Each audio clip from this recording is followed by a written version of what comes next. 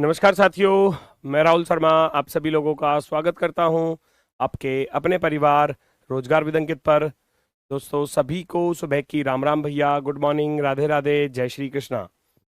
आ जाइए भाई, सभी का स्वागत है, सभी का बहुत बहुत स्वागत है। तो जल्दी से सभी लोग क्लास से जुड़ जाइए भाई, सभी का बहुत बहुत स्वागत है। गुड मॉर्निंग, नमस्कार, प्रणाम, जय हिंद। कैसे हैं दोस्तों आप सभी लोग? उम्मीद है बहुत शानदार, बहुत बेहतरीन, बहुत जबरदस्त होंगे। तो जल्दी से सभी लोग क्लास से जुड़ जाइए। हमारा टॉपिक चल रहा है दोस्तों डाइस यानी कि पासा। पार्ट 5 है आज, शायद ये टॉपिक खत्म हो जाएगा और फिर कल से जो है कल या यानी कि सोमवार से आपका नया टॉपिक स्टार्ट होगा। नहीं मिला क्या?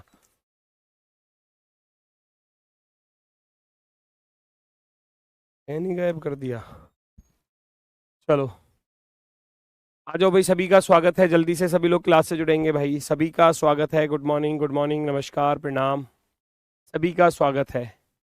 डाइस चल रहा है और आज इसके मैं वर्कशीट के आपको 30 क्वेश्चन दे दूंगा और वो आपके जहां एप्लीकेशन होता है, जहां पीडीएफ्स आपको मिलती हैं आपके बैच के अंदर ही, वहीं पर वो आपको हैंडमेड या एक वर्कशीट का अलग फोल्डर बनवा दूंगा। ठीक है, सबसे ऊपर वर्कशीट का ही फोल्डर आपको मिल जाएगा। ठीक है, जहां रीजनिंग पर आप क्लिक करोगे ना, रीजनिंग वाले फोल्डर पर, तो रीजनिंग वाले में जहां चैप्टर्स होते हैं वहां सबसे ऊपर वर्कशीट का फोल्डर मिल जाएगा। उसमें हर चैप्टर की वर्कशीट आपको मिल जाएगी। ठीक है, तो ढूंढने में आसानी हो जाएगी फिर आपको। ठीक है, चलो तो करते हैं दोस्तों, शुरुआत करते हैं। अब भैया इसी से बोल बजाना पड़ेगा और कैसे करें। ठीक है, चलो तो ये टाइप चल रही थी हमारी। ये क्वेश्चन है कि एक घन की 6 सतह इस प्रकार से रगी हुई है कि लाल के विपरीत काला है और लाल और काले के बीच में हरा है। नीला रंग सफेद सतह की बगल में है और भूरा रंग नीले सतह की बगल में है। नीले नीचे की सतह लाल रंग से है। तो ऊपर के विवरण के आधार पर बताओ कि भूरे रंग के विपरीत कौन सा रंग होगा। ये आपसे पूछा गया है, ये आपसे पूछा गया है दोस्तों।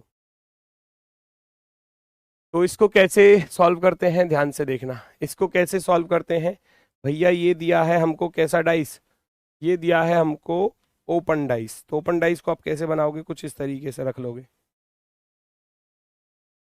ठीक है, एक एक कलर तो ऊपर आ जाएगा, टॉप वाला हिस्सा वो कहीं भी हो सकता है ना। जो कॉलम्स बनाते हैं ना हम, चार चार सतह जो होती हैं, ये होती हैं। अब वो हो सकता है यहाँ भी हो, ऊपर वाला हो सकता है यहाँ भी हो सकता है यहाँ हो सकता है यहाँ हो, और ऐसे ही एक बॉटम पर होता है। तो हम उसको इस तरीके से बना लेते हैं। इससे हमें पता चल जाता है कि ऊपर और नीचे वाले की कंडीशन इस प्रकार से बनेगी। उसने सबसे पहले ये बोल ही दिया क्वेश्चन में कि नीचे की सतह लाल रंग से रंगी हुई है। नीचे की सतह जो है वो लाल रंग से रंगी गई है। नीचे आप लिख दोगे, नीचे कौन सा रंग आ गया जी? लाल आ गया। और फिर उसने ये भी बोला था कि लाल के विपरीत में काला है।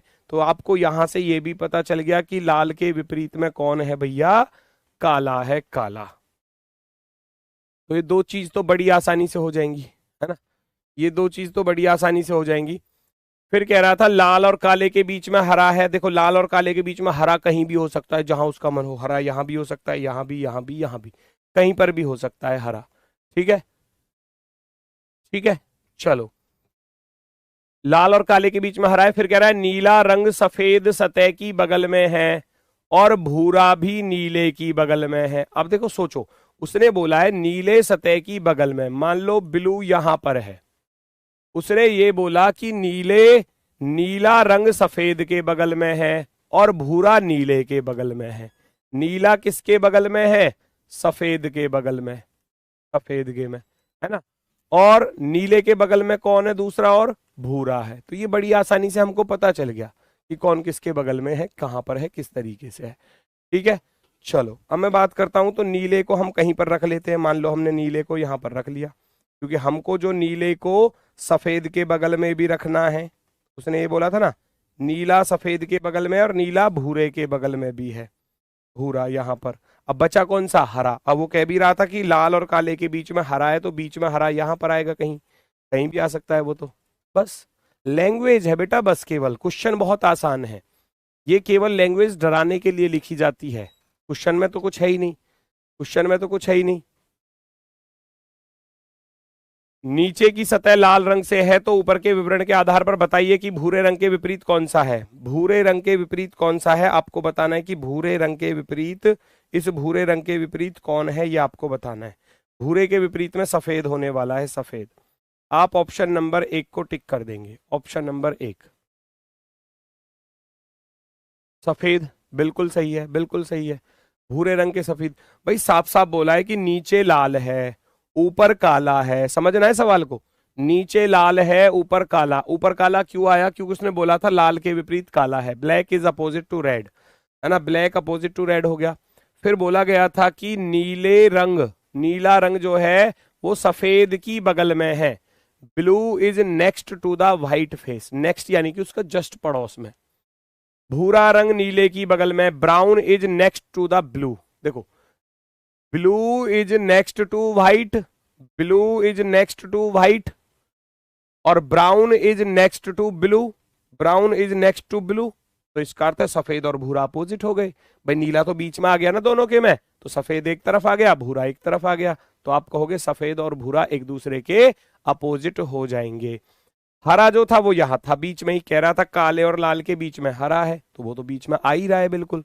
तो हम कहेंगे, पूछा गया है भूरे रंग के विपरीत कौन सा होगा, आप कहोगे भूरे रंग के विपरीत भैया सफेद होगा। भूरे रंग के विपरीत कौन होगा, आप कहोगे सफेद होगा भूरे रंग के। पर बहुत टफ क्वेश्चन है, कोई ट्रिक? भाई कितना टफ है मुझे ये तो बता दो।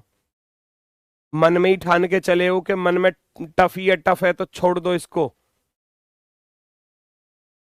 मतलब किसी भी क्वेश्चन को तुमको कोई चीज नहीं सिखा दो ना, तुमको यही लगता है कि टफ है और हार्ड है और ये है और वो है, दुनिया भर के गीत गाने लग जाते हो।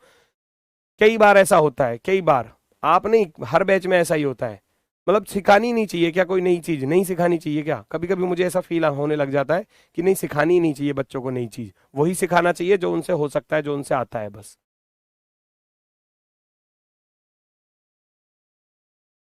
भाई कॉन्सेप्ट बेस्ड चीजें हैं, साफ साफ शब्दों में सब कुछ दिया गया। अब इसमें क्या ही हार्ड है मुझे ये तो बता दो। कुछ कैलकुलेशन करनी पड़ेगी क्या, कि भाई होगा ही नहीं है क्या भैया, कैलकुलेशन बहुत टफ है, नहीं होने का है, पता नहीं, समझ में ही नहीं आता। मन में ही हार के बैठे हो, मन के हारे हार है मन के जीते जीत, तुम तो मन से ही हारे पड़े हो भाई, फिर नहीं हो सकता, कुछ भी नहीं हो सकता। मन में ही पहले ही हार के बैठे हो तो क्या ही कर लोगे अब। फलक दो, फलक 6 के विपरीत है, साफ साफ बोला गया है। फलक दो, फलक दो 6 के प्रतिमुख, प्रतिमुख का अर्थ होता है अपोजिट, देखो लिखा हुआ है face 2 is opposite to face 6। फलक 1 5 के प्रतिमुख है। ये लैंग्वेज वाले क्वेश्चन है, लैंग्वेज में आते हैं, यूपीएसआई में आए थे, इसलिए करा रहा हूं, वरना मैं भी छुड़वा देता, कोई दिक्कत नहीं थी, ठीक है ना। तुमको चीज ही वही चाहिए कि बस तुमको आसान आसान सवाल करा दो और छुट्टी हो जाए बस, उसमें खुश रहते हो तुम हमेशा, मैंने देखा है कई बार। फलक दो, 2 6 के विपरीत है, फलक 2 जो है वो 6 के विपरीत है, साफ साफ दिया है। फलक 1 5 के प्रतिमुख है, एक जो है वो 5 के प्रतिमुख है, प्रतिमुख का अर्थ होता है ना, अपोजिट। फलक 3 फलक 1 और 5 के बीच में है, ठीक है। फलक 4 2 के संलग्न है, संलग्न का अर्थ होता है पड़ोस में है, पड़ोस में है, ऐसा वो बोल रहा है। भैया रखो, अब आप खुद सोचो, जब 2 का दुश्मन 6 आ गया, 1 का दुश्मन 5 आ गया, तो बचा क्या? 3 का दुश्मन 4 बचा या नहीं बचा? ये तो बिल्कुल बेसिक चीज हो गई। भाई सवाल में 2 चीजें बोली गई थी कि 2 के विपरीत में 6 है, 1 के विपरीत में 5 है, 2 का अपोजिट 6, 1 का अपोजिट 5, तो बचा क्या? 3 का अपोजिट भैया 4 रह गया, 3 का अपोजिट 4 रह गया, ठीक है।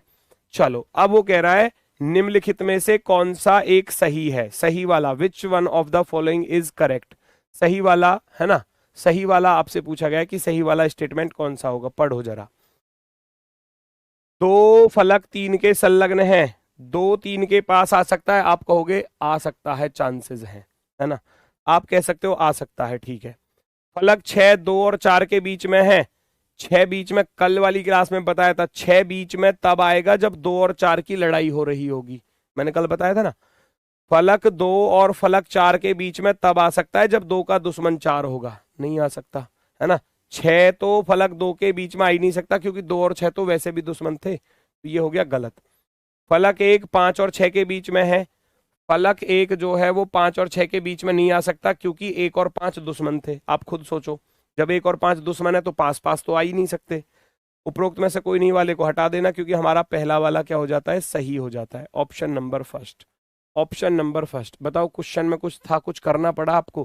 केवल बस उसको पढ़ना है, जो कहा था वो लिख दिया, फिर ऑप्शन चेक करने हैं कौन सा सही है कौन सा गलत है ना। Option number A, option number A एकदम राइट है भैया, एकदम राइट है, बिल्कुल सही जवाब। चलो very good very good. Next next next, अगला क्वेश्चन देखो जरा। एक घन के 6 पृष्ठ अलग अलग रंगों से रंगे हुए हैं। लाल पृष्ठ काले के विपरीत है, हरा पृष्ठ लाल और काले के बीच में है, नीला पृष्ठ सफेद के आसन्न है, और भूरा पृष्ठ नीले के आसन्न है, हरे पृष्ठ के आसन्न। 4 रंग कौन कौन से हैं ये आपको बताना है। बिल्कुल आसान सा क्वेश्चन, बिल्कुल आसान सा।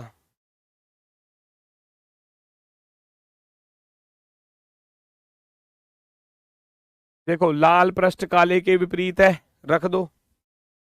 फिर कह रहा है हरा पृष्ठ लाल और काले के बीच में, ही तो पिछला वाला ही सवाल हो गया। देखो बिल्कुल सेम टू सेम वही सवाल बन गया, बिल्कुल सेम टू सेम वही सवाल बन गया कि लाल और काले एक दूसरे के अपोजिट हैं।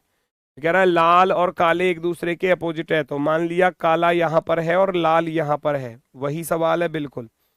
काले और लाल के बीच में हरा है, ये रहा हरा, लाल और काले के बीच में है, तो कहीं भी रख देना हरे को, यहां रख दिया हरा, आ गया लाल और काले के बीच में आ गया हरा। कह रहा है नीला पृष्ठ सफेद के आसन्न है और भूरा नीले के आसन्न है, फिर से वही चीज है ना। नीला पृष्ठ जो है वो सफेद के आसन्न है, सफेद के आसन्न यानी कि सफेद का पड़ोसी, बस लैंग्वेज बदल दी है थोड़ी सी, सवाल वही है। नीला सफेद के पास में है, नीला पृष्ठ सफेद के आसन्न, आसन्न का अर्थ होता है पड़ोसी, एडजेसेंट। भूरा पृष्ठ नीले के आसन्न है, नीले के आसन्न में कौन है, भूरा है, भूरा। वही सवाल था बिल्कुल, बस लैंग्वेज बदली है थोड़ी सी। बिल्कुल इस तरीके से बना लोगे। हरे के आसन्न में 4 रंग पूछे हैं, हरे का अपोजिट कौन है बताना जरा। हरे का अपोजिट हमको पता चला, हरे का अपोजिट नीला है, तो हरा बस नीले के पास में नहीं आएगा, बाकी इन चारों के पास में आ जाएगा। समझे बात को? हरा, हरा बस नीले के पास में नहीं आ सकता, बाकी 4 मैंने बताया था, एक सतह की एक ही विपरीत सतह होती है, बाकी बची हुई 4 सतह उसकी पड़ोसी होती है। तो हरे का दुश्मन जब नीला है तो नीला इसके पास में नहीं आ सकता, तो जिस ऑप्शन में नीला लिखा होगा वो आपका आंसर नहीं होगा। जिस ऑप्शन में नीला लिखा होगा आंसर नहीं होगा, जिस ऑप्शन में नीला लिखा होगा आंसर नहीं होगा। काम खत्म करोगे, ऑप्शन नंबर फर्स्ट को राइट कर दोगे, ऑप्शन नंबर फर्स्ट जो है वो राइट आंसर हो जाता है। एकदम ओके, क्लियर हुआ? बताओ फटाफट से। ऑप्शन नंबर 1, क्योंकि हरे का अपोजिट नीला है तो नीला इसके पास में नहीं आएगा, नीला नहीं हो सकता, नीला नहीं हो सकता, नीला नहीं हो सकता, तो बचा क्या, लाल काला भूरा सफेद, ये चारों इसके पड़ोसी होंगे। नेक्स्ट चेक करो भैया क्या दिया गया है। नीचे 6 अलग अलग पासों को दर्शाया गया है, ऊपरी सतह पर अंकित अंकों को विलुप्त कर दिया गया है, और प्रत्येक पासे में 2 विपरीत सतहों के अंकित अंकों का योग 7 है प्रत्येक पासे में। तो इसका अर्थ है ये सारे के सारे मानक पासे हैं, ये सारे के सारे कैसे हैं, मानक हैं भैया, मानक, क्योंकि उसने बोला है इस बात को, सुनना जरा। प्रत्येक पासे के 2 विपरीत सतहों पर अंकित अंकों का योग 7 है, और विपरीत का योग 7 होता है ना। विपरीत का योग 7 होता है तो कौन सा पासा होता है, मानक पासा होता है, यस और नो। मानक पासे हैं ये सारे के सारे, ये सारे के सारे मानक पासे हैं। 6 डाइस दिए गए हैं आपको। क्वेश्चन किस प्रकार से बनेगा, क्वेश्चन बनेगा इस प्रकार से।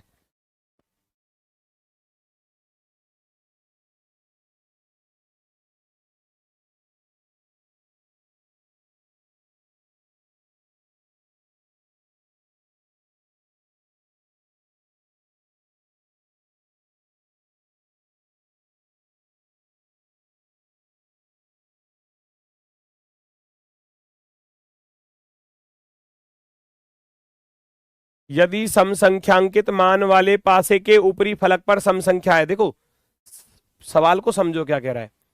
सम संख्यांकित, if a dice with an even number of values has even number on its upper face. Even numbers value का अर्थ समझ रहे हो?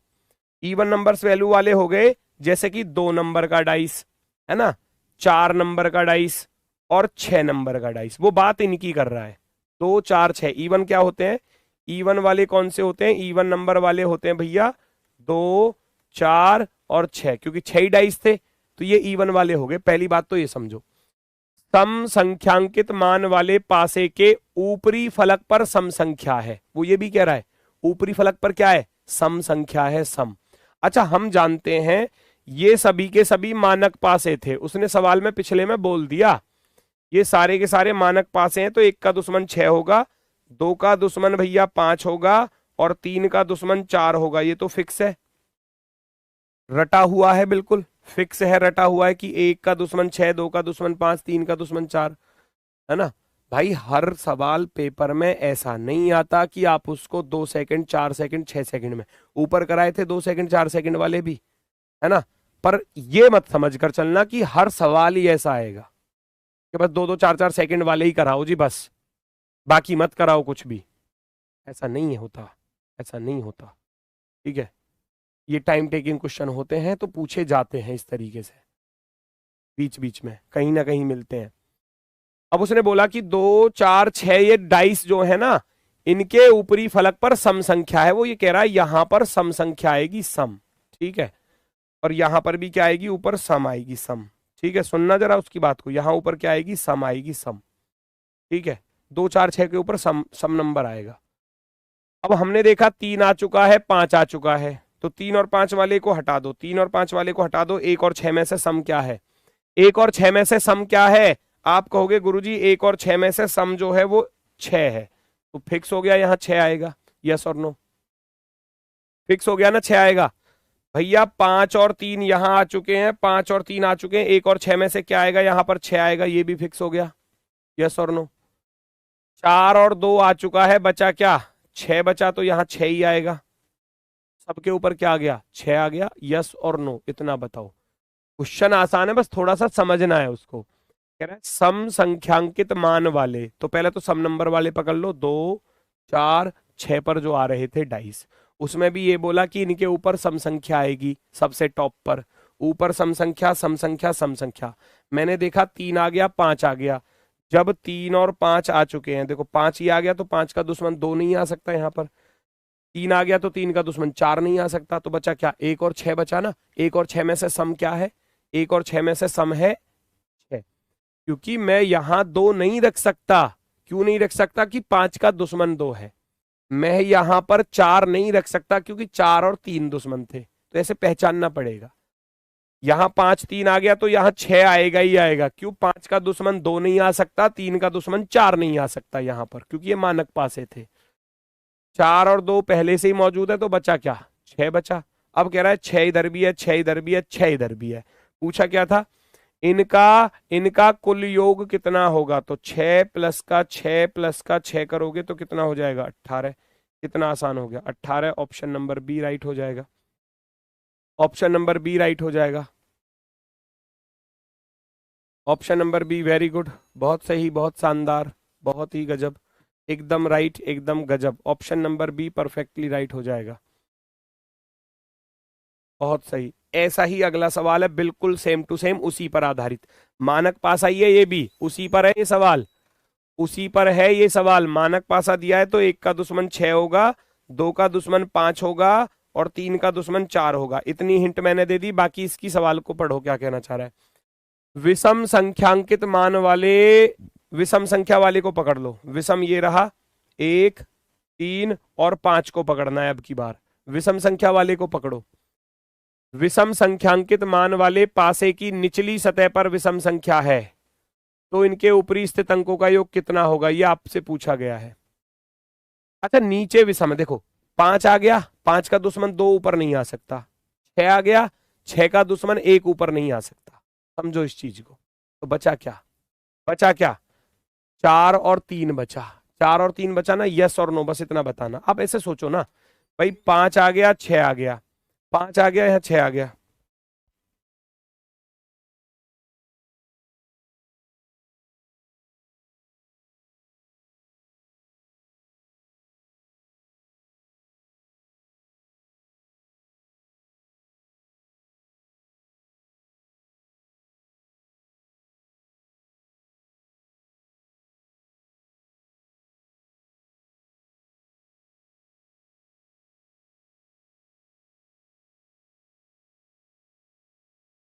चलो भाई, देखो भाई जरा, 5 और 6, 5 और 6 यहां पर आ रहे हैं, तो 2 क्या यहां आ जाएगा? आप सोचो, 2 यहां नहीं आ सकता, नहीं आ सकता 2। 6 आ चुका है तो यहां पर 1 नहीं आ सकता। तो 5, क्योंकि हम जानते हैं 5 का दुश्मन 2 है और 6 का दुश्मन 1 है, तो बचे क्या? 3 और 4 बचे। 3 और 4 बचे तो 4 को ऊपर रखना पड़ेगा, क्योंकि उसने बोला था निचली सतह पर विषम संख्या है। तो अगर ऊपर सम आ गई तो फिर नीचे विषम चला जाएगा ऑटोमेटिक। 3 और 4 में से सम लाना है ऊपर मुझे अब, है ना। विषम तो नीचे आएगी, विषम कहाँ आएगी? नीचे की तरफ। ऐसे ही 2 आ गया, 6 आ गया, तो यहां 4 बचेगा, क्योंकि नीचे आएगा विषम। नीचे कौन आएगा? विषम आएगा। सेम यहां पर आ जाओ, 6 आ गया, 5 आ गया, तो 2 ऊपर नहीं आ सकता, 1 ऊपर नहीं आ सकता, तो 3 और 4 में से क्या आएगा? 4 आएगा, क्योंकि विषम नीचे जाएगा। विषम कहां जाएगा? नीचे। अगर विषम नीचे है, सोचो इस चीज को, अगर उसने बोला कि विषम संख्या विषम नीचे की तरफ है, अगर विषम नीचे है तो बेटा सम ऊपर जाएगी ही जाएगी, ये फिक्स हो गया।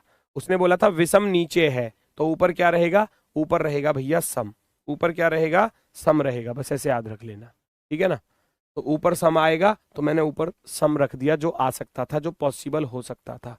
कह रहा है इनका योग बता दो। इनका योग कितना होने वाला है भैया? 4 4 आ रहा है सबके पर। 4 + का 4 + का 4, 4 × 3 = 12, 4 × 3 = 12। Option number first, option number first right answer होगा, एकदम ओके।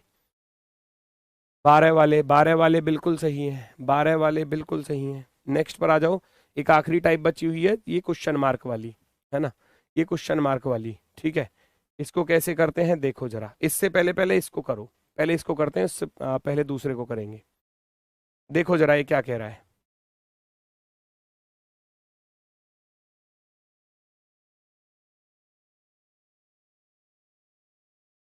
चेक करो जल्दी से।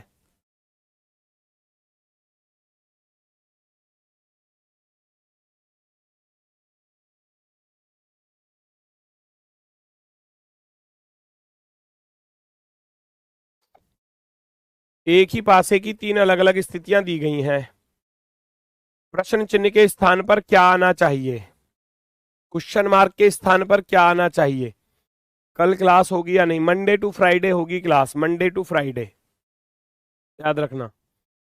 अब आप क्या करोगे? दोनों डाइस को कंपेयर करोगे, अपोजिट निकालोगे। सबसे पहला काम तो ये करोगे आप।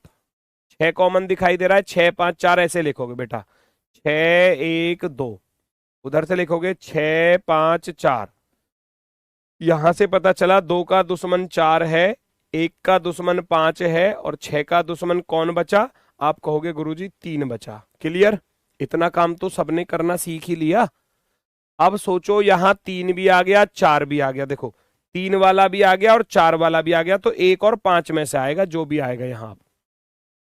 भाई 3 वाला 6 नहीं आ सकता, 4 वाला 2 वहां पर नहीं आ सकता, तो अब 1 या 5 में से क्या आएगा? 2 नहीं आ सकता, 3 नहीं आ सकता, 5 नहीं आ सकता, तो बचा क्या? 6 आएगा। ऑप्शन नंबर 4, ऑप्शन नंबर 4, है ना।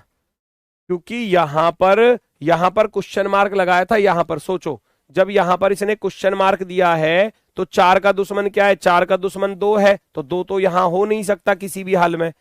3 का दुश्मन क्या है? 6, 6 भी यहां नहीं हो सकता किसी भी हाल में। और उसने 3 दिया था एक ऑप्शन में, है ना। सॉरी सॉरी सॉरी सॉरी, ये मैंने क्या कर दिया? रुको रुको, 2 नहीं आ सकता, 2 नहीं आ सकता, और 3 नहीं आ सकता। अब देखो, 1 और 5 बचते हैं, 1 और 5 में से 5 आएगा, 6 नहीं, सॉरी ये निशान गलत लग गया। बचा क्या? केवल और केवल ऑप्शन नंबर, क्योंकि 1 और 5 में से, 1 और 5 में से कोई यहां आ सकता है, या तो 1 आएगा या 5 आएगा, या तो 1 आएगा या 5 आएगा। क्योंकि 4 का दुश्मन क्या था? 4 का दुश्मन 2 था, तो 2 नहीं आ सकता, और 3 का दुश्मन 6 था, तो 6 भी नहीं आ सकता। तो अब या तो 1 आएगा या 5 आएगा, तो हम ऑप्शन की तरफ चले गए। तो ऑप्शन में हमको क्या दिखाई दिया? ऑप्शन में हमको 5 दिखाई दिया, तो 5 वाला बिल्कुल राइट आंसर होगा हमारा, ऑप्शन नंबर सी। 5 होगा, 5 वाले बिल्कुल सही हैं, बिल्कुल सही हैं 5 वाले, एकदम ओके। अब इस सवाल को करो, ये थोड़ा सा रोटेशन केस है, इस पर अप्लाई, इसलिए इसको बाद में करा रहा हूं। चेक करो भैया, आप पहले अपोजिट फाइंड कर सकते हो। अपोजिट में आप देखोगे 2 कॉमन है, इसमें भी 2 कॉमन है, इसमें भी, तो 2 3 1 आप ऐसे लिख दोगे, 2 3 1। यहां से देखोगे 2 4 6, 2 4 6, पता चल गया कि 1 का दुश्मन 6 है भैया, और 3 का दुश्मन 4 है भैया, और 2 का दुश्मन 5 है भैया। तो ये कैसा डाइस हो गया? मानक पासा हो गया। कैसा पासा हो गया? मानक पासा हो गया, मानक। अब एक बच्चा कह रहा है यदि 1 होता ऑप्शन में तो वो यहां से होगा, वही चीज यहां बताने वाला हूं, सेम है वही चीज। एक बच्चा कह रहा है अगर 1 होता तो क्या करते, 1 भी होता ऑप्शन में, वही बताऊंगा इसमें, वही जो कॉन्सेप्ट है, इसलिए पहले मैंने उसको कराया और अब इसको करा रहा हूं। 1 6 3 4 2 5, तो कैसा ये मानक पासा हो चुका है। अब आप खुद सोचो, 2 यहां पर आ गया तो 5 यहां पर नहीं आ सकता, 4 आ गया तो 3 नहीं आ सकता, तो 5 और 3 नहीं आ सकते ना। अब आप क्या करोगे, एक तो 5 को हटा दोगे, एक 3 को हटा दोगे, बचा ना, 1 भी बचा और 6 भी बचा। गुरुजी अब कैसे? वही चीज जो आप पिछले वाले में मांग रहे थे वो यहां पर आ गई। 1 और 6 दोनों ही ऑप्शन में है, तो कैसे पता करें, कैसे पता करें कि 1 आएगा या 6 आएगा? बताओ, आप बताओ, 1 आएगा या 6 आएगा? अब आप क्या करोगे, अब डाइस को आप रोटेशन के अकॉर्डिंग देखेंगे। तो मैं क्या करता हूं, डाइस को बना लेता हूं ओपन डाइस के रूप में। 1 2 3 4, एक ऊपर वाली फेस हो जाती है और एक नीचे वाली फेस हो जाती है, ठीक है। अच्छा, मुझे यहां 2 दिखाई दे रहा है ऊपर, तो क्या मैं यहां 2 रख दूं ऊपर? यस और नो, रख दूं? मुझे वहां ऊपर 2 दिखाई दे रहा है। अच्छा सोचो, 2 मुझे यहां भी दिखाई दे रहा है ऊपर, क्योंकि ये इसके साथ मैच कर रही है। अगर नहीं होता तो मैं डाइस को घुमाता, अगर नहीं होता तो डाइस को घुमाता, 2 को ऊपर लाता, हर हाल में, हर हाल में लाता 2 को ऊपर। अब मैंने देखा अगर 2 ऊपर है तो लेफ्ट में 1 है, राइट में 3 है, मैंने ऐसे लिख दिया, लेफ्ट में 1 है और राइट में 3 है। तो ऐसा करने में किसी को कोई दिक्कत? जो यहां था वो यहां उतार दिया, बिल्कुल डिक्टो। अब मुझे अपोजिट तो पता चल ही चुके थे, ये रहे अपोजिट, अपोजिट तो पता थे कि 1 का दुश्मन 6 है तो 1 का दुश्मन 6 आ गया, 3 का दुश्मन 4 है तो 3 का दुश्मन 4 आ जाएगा, 2 का दुश्मन 5 है तो 5 यहाँ आ गया। ये ओपन डाइस बन चुका है, रोटेशन भी पता चल चुकी है। अब वो कह रहा यदि 2 ऊपर हो तो 4 के राइट साइड में क्या आएगा, 4 के राइट में क्या आएगा, बताओ जल्दी से। अगर 2 ऊपर है तो 4 के राइट में क्या दिखाई दे रहा है आपको? यहां देखो, 4 के राइट में सबको 1 दिखाई दे रहा है या यस और नो?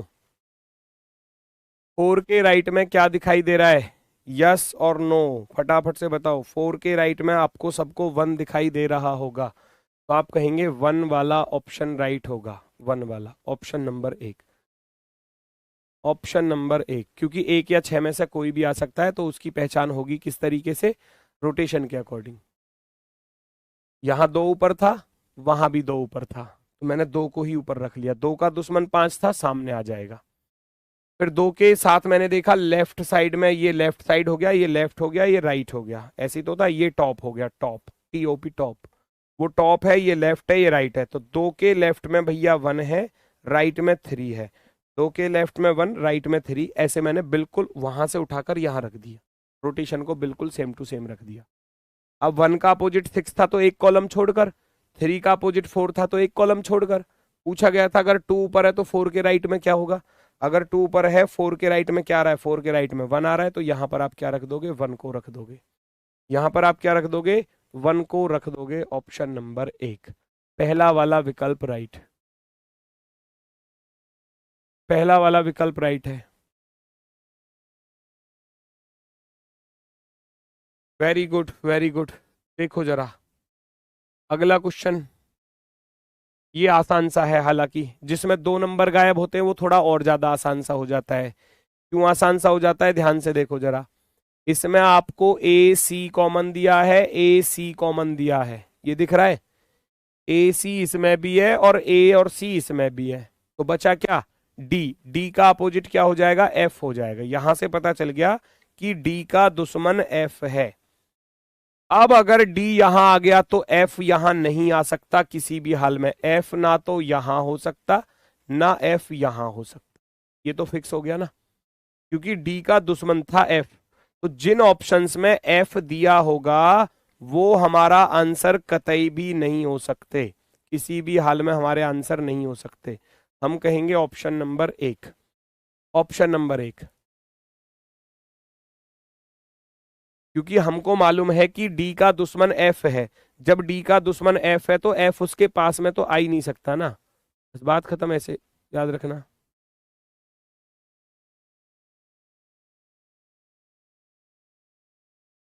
चलो वेरी गुड, ऑप्शन वन वाले बिल्कुल सही हैं भैया, बिल्कुल सही हैं, बिल्कुल शानदार। अगला करके दिखा दो आप सभी लोग, बिल्कुल सेम पैटर्न पर है,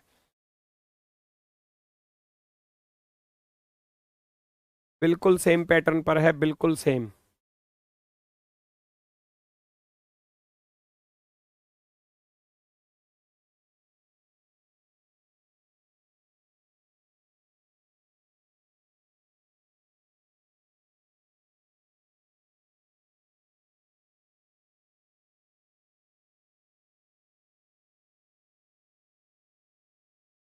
दो तीन, दो तीन, एक का अपोजिट क्या है भैया, चार है, एक का दुश्मन क्या है, चार है। बात आई समझ में, दो तीन, दो तीन, तो एक का दुश्मन चार आ गया, तो इसका अर्थ है यहां ना तो एक आ सकता ना यहां पर चार आ सकता। बात क्लियर हुई, यस और नो। तो एक और चार यहां पर नहीं आ सकते, जिस ऑप्शन में एक और चार लिखे हुए हैं, है ना, उनमें से ये एक और चार दोनों एक साथ तो आ नहीं सकते, ये तो हो गया गलत, है ना। एक और चार वाला खत्म हो गया भाई, एक और चार कौन थे, दुश्मन थे ना, एक और चार कौन थे, दुश्मन थे, तो वो दोनों एक साथ नहीं आ सकते। आप बहुत सारे बच्चे यहाँ तीन और छह आंसर दे रहे हैं, डी वाला, तीन और छह। भाई मेरी बात तो सुनो, एक सबसे पहली लाइन ये लिखाई थी डाइस में, डाइस की दो अपोजिट फेस ना तो एक साथ दिखाई देती हैं। अपोजिट कौन था, एक और चार, तो एक और चार एक साथ नहीं आ सकते, ना एक साथ पीछे छिप सकती हैं। अच्छा मुझे बताओ, एक और दो आ गया यहां पर, तो इन दोनों में से एक तो चाहिए यहां पर, ठीक है। अब मान लो मैं यहां पर दो और तीन रख दूं, मान लो मैंने यहां पर दो रख दिया और यहां पर तीन रख दिया, तो भैया एक और चार तो पीछे छिप गए ना, एक और चार तो पीछे छिप गए। अगर इस वाले को लेकर चलता हूं तो एक चार छिप जाएंगे, एक और चार क्या हो जाएंगे, छिप गए, है ना। एक और चार क्या होगा, एक और चार क्या होंगे भैया, एक कौमा चार छिप गए। अगर मैंने इस ऑप्शन को रख दिया तो, दो और तीन को रख दिया, तो एक और चार पीछे छिप भी नहीं सकते क्योंकि अपोजिट थे, तो ये ऑप्शन गलत। मैं जैसे ही तीन और छह को यहां रखता हूं, मान लो मैंने तीन और छह को रख दिया, मैंने तीन यहां रख दिया, छह यहां रख दिया, तो एक और चार तो फिर से छिप गए, है ना। इस वाले ऑप्शन को लेकर चल रहा हूं तो एक व चार छिप गए। ऐसा पॉसिबल हो नहीं सकता, ऐसा पॉसिबल हो नहीं सकता कि डाइस की दो अपोजिट फेस एक साथ पीछे चली जाए, नहीं हो सकता। इन दोनों में से एक तो चाहिए यहां पर, इन दोनों में से एक जरूर होना चाहिए यहां पर, कोई भी हो जाए, या तो एक मिल जाए या चार मिल जाए। तो हम देख पा रहे हैं ऑप्शन नंबर बी में एक और दो दिया है, यानी कि इन दोनों में से, इन दोनों में से एक आ चुका है। आप कहेंगे ऑप्शन नंबर बी राइट है, बाकी सब गलत, बाकी सब गलत, बाकी सब गलत, है ना। तीन और छह यहां नहीं आ सकते, दो और तीन यहां पर नहीं आ सकते, बचेगा क्या, एक और दो। मैंने सबसे पहले अपोजिट निकाला तो मुझे पता चला एक का दुश्मन चार है। अब एक और चार दोनों एक साथ नहीं आ सकते, एक और चार दोनों एक साथ नहीं आ सकते क्योंकि एक चार का दुश्मन था, पहला ऑप्शन तो इसलिए गलत। दो और तीन को रखा, जैसे ही दो और तीन को रखा तो एक और चार तो पीछे चले गए, तो वो तो अपोजिट थे। जब वो अपोजिट थे तो वो एक साथ आ नहीं सकते, है ना। जब मैंने यहाँ दो और तीन को रखा तो एक और चार तो पीछे चले गए ना, तो वो पॉसिबल नहीं है। फिर मैंने तीन और छह को रखा, फिर मैंने तीन और छह को रखा, तो एक और चार तो फिर पीछे चले गए, 1 और 4 तो फिर पीछे चले गए, तो वो भी नहीं आ रहे यहाँ पर, हटाओ इसको, गलत। बाकी सब गलत, बचता है केवल ऑप्शन नंबर बी। बी हमारा राइट आंसर हो जाएगा। ऑप्शन नंबर बी एकदम ओके की रिपोर्ट। नेक्स्ट, बस तो खत्म है। हालांकि ये एक यूपी पुलिस में एक क्यूब वाला क्वेश्चन था, हालांकि ये क्यूब वाले टॉपिक में मैं पढ़ा देता, पर अभी समय बचा हुआ है क्योंकि टॉपिक तो खत्म हो गया है, तो इसको कर लेते हैं, है ना। पहले सवाल को पढ़ो। ये कह रहा है 100 तिल्ली वाले एक माचिस की डिब्बी है। एक माचिस की डिब्बी में जिसमें 100 तिल्लियां हैं। एक मैच बॉक्स है जिसमें 100 क्या है, तिल्लियां हैं, 100। ठीक है। वो कह रहा है पक्षीय लंबाई के रूप में 2 माचिस की तीलियों का उपयोग करके माचिस की तीलियों से एक घन बनाया जाता है। तो शुरुआत में मैंने तुमको क्या लिखाया था, है ना, शुरुआत में मैंने क्या लिखाया था कि घन जो होता है उसमें, या क्यूब जो होता है, लूडो की जो गोटी होती है जिस पर 1 से लेकर 6 तक के नंबर लिखे होते हैं, वो क्यूब ही तो होता है एक प्रकार का, है ना। उसमें भैया मैंने लिखाया था आपको सतह, मैंने लिखाया था क्या कि सतह 6 होती हैं। मैंने बताया था कोने, कोने 8 होते हैं। और मैंने बताया था भुजा, भुजा कितनी होती हैं, 12 भुजा होती हैं, 12 भुजा। साइड्स कितनी होती हैं, 12 भुजा होती हैं। और वो 12 भुजा कैसे होती हैं, ये कुछ इस प्रकार से होती हैं। वो 12 भुजा ऐसी होती हैं,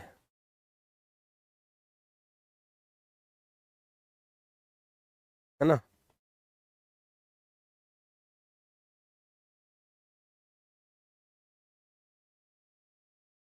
ठीक है।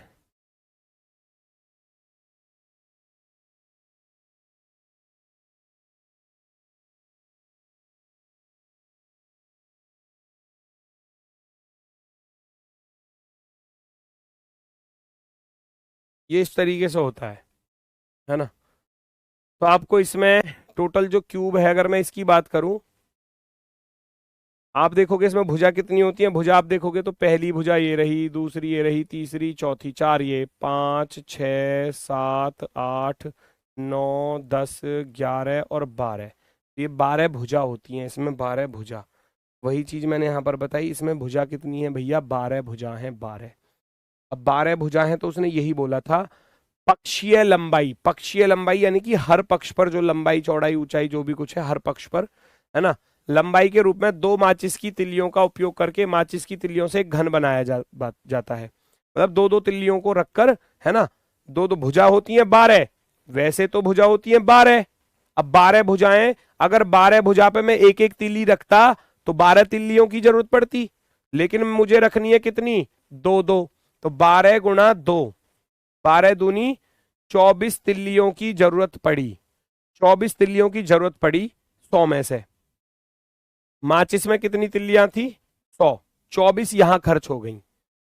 डिब्बे में कितनी माचिस की तिल्लियां बची, 100 में से 24 मैंने निकाल ली, जो खर्च कर ली, तो बची कितनी, शेष जो बची वो कितनी बची, शेष बची 100 में से आप 24 घटा दोगे, और 100 में से 24 घटा दोगे तो आपके पास रह जाएगा 76।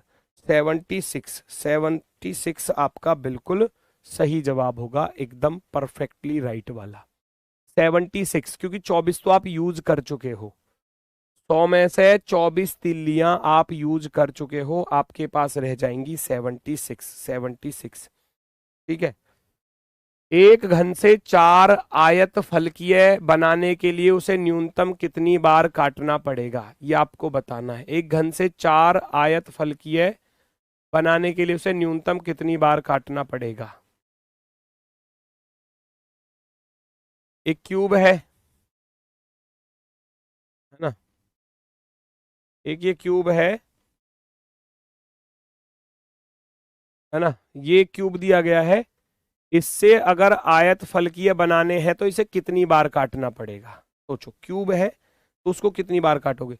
एक बार तो ऐसे काट दो उसको, एक बार तो आरी ऐसे चला दो, ऐसे नो सीधी खड़ी आरी, तो 2 हिस्से हो गए। 2 हिस्से हो गए, यस और नो। और एक बार ऐसे कट जाएगा, एक बार ऐसे कट जाएगा, है ना। तो 2 बार, एक बार तो चाकू है, पनीर नहीं काटते, पनीर नहीं काटते सब्जियों, सब्जी में डालने के लिए आपने देखा होगा पनीर का ऐसा बॉक्स आता है, तो आप उसको कैसे काटते हो पनीर को, भैया इतना मोटा पीस पनीर का आया ऊपर से ऐसे काट दिया, फिर ऐसे काट दिया, फिर उसको ऐसे काट देते हैं ऊंचाई के अनुदिश। लेकिन मुझे यहाँ मुझे 4 प्राप्त करने हैं। जब 4 प्राप्त करने हैं तो एक बार तो मैं कैसे काट दूंगा भैया, ऊपर से, तो ये 2 हिस्से हो गए, और एक ऐसे बीच में से काट दूंगा, ऐसे बीच में से। जब बीच में से काटूंगा तो ऊपर का हिस्सा नीचे का, और 4 टुकड़े मुझे मिल जाएंगे, 4 आयत टुकड़े हमको मिल जाएंगे। तो हमको इसको केवल 2 बार काटना पड़ेगा। 4 बनाने के लिए केवल 2 बार काटना पड़ेगा, क्योंकि एक बार काटूंगा तो 2 हिस्से हो जाएंगे, फिर दोबारा काटूंगा तो 2 के 4 हो जाएंगे। ये तो नॉर्मल सी चीज है भाई। किसी चीज को मैं एक बार काटा, मैंने एक बार काटा, 2 हिस्से हो गए, है ना, 2 हिस्से हो गए। वो नहीं काटते आप, सेब वगैरह काटते हो, अमरूद काटते हो, ऐसे तो काटते हो। घर में मान लो अमरूद लेकर आए, बच्चों में हिस्सा करना है, तो भैया ऐसे काट दिया, फिर ऐसे काट दिया, फिर ऐसे काट दिया, फिर ऐसे काट दिया। तो जितनी बार काट रहे हो उसके दुगने हिस्से हो रहे हैं। मुझे 4 चाहिए थे तो 2 बार काट दूंगा, 4 चाहिए थे तो 2 बार काट दूंगा, बस खत्म। एक घन के एक फलक को यादृच्छिक रूप से चुना गया है, नीले रंग का है, और इसके सन्निकट सभी फलक हरे रंग के हैं, और नीले रंग वाले फलक के विपरीत भूरे रंग का है ना, नीले रंग के विपरीत भूरा रंग है। ये देखो 1 2 3 4, वो कह रहा है नीला, नीला हो गया, और नीले नीले रंग वाले फलक के विपरीत में क्या है, भूरा है, भूरा। उसने बोला भूरा है, साफ साफ बोल रहा है, नीले के अपोजिट में क्या है, भूरा है। फिर कह रहा है सन्निकट सभी, है ना, इसके सन्निकट सभी हरे रंग के हैं, इसके सन्निकट सभी हरे रंग के हैं। यानी कि मैं आपसे कहूं भैया, हरे रंग, बाकी सब क्या है, बाकी सब हरे रंग के हैं। ये भी हरे रंग का, ये भी, ये भी, और ये भी। ये 4 जो हो गए वो हरे रंग के हो गए। वही कह रहा है, नीला ऊपर हो गया, भूरा नीचे हो गया, और बाकी ये सब जो है वो हरे रंग के हैं। तो यही पूछ रहा था कि हरे रंग के घन फलक कितने हैं, हरे रंग के फलक कितने हैं, हरे रंग की जो सतह है वो कितनी है, हरे रंग की सतह जो है वो कितनी है।